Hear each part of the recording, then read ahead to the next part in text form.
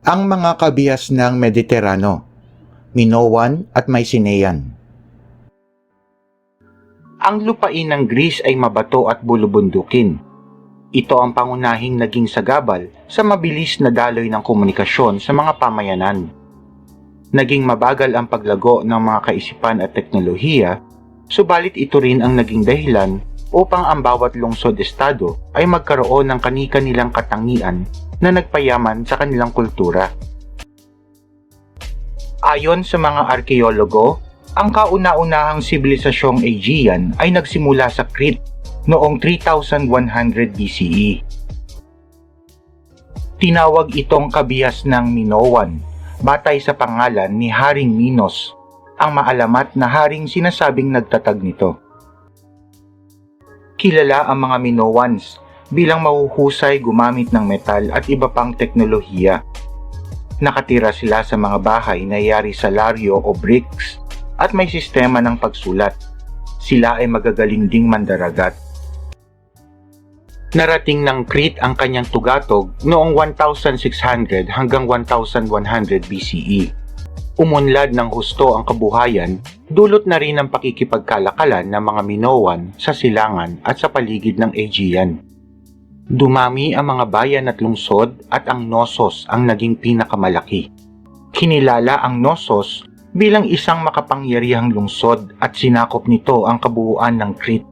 Dito matatagpuan ang isang napakatayog na palasyo na nakatayo sa 2 ektarya ng lupa at napapaligiran ng mga bahay na bato. Ang palasyo ay nasira ng sunod-sunod na sunog at iba pang mga natural na kalamidad. Mayroong 4 na pangkat ng tao sa pamayanang Minoan. Ang mga maharlika, mga ngalakal, magsasaka at mga alipin. Ang mga Minoans ay masayahing tao at mahilig sa magagandang bagay at kagamitan. Maging sa palakasan ay di nagpahuli ang mga Minoans. Sila na siguro ang unang nakagawa ng arena sa buong daigdig kung saan nagsasagawa ng mga labanan sa boxing. Ang Mycenae ay matatagpuan 16 na kilometro ang layo sa aplayan ng karagatang Aegean na naging sentro ng kabihas ng Mycenaean. Ang mga lungsod dito ay pinag-ugnay-ugnay ng maayos na daanan at mga tulay.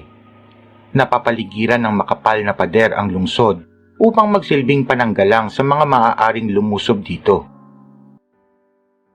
1400 BCE nang mapalakas ng Mycenae ang kanyang hukbo at kanyang nasakop ang Crete.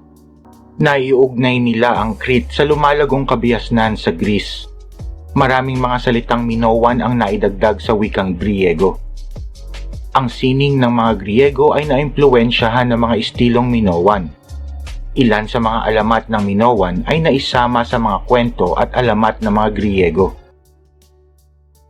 Bagamat walang naiwang nakasulat na kasaysayan, ang pagsalin-sali ng mga kwento ng hari at bayaning Mycenaean ay lumaganap.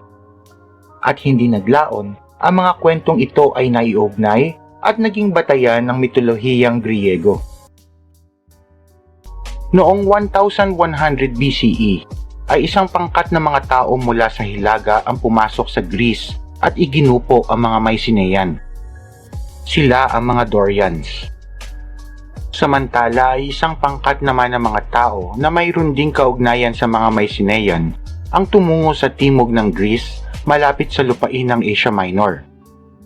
Nagtatag sila ng kanilang pamayanan at tinawag na mga Ionians.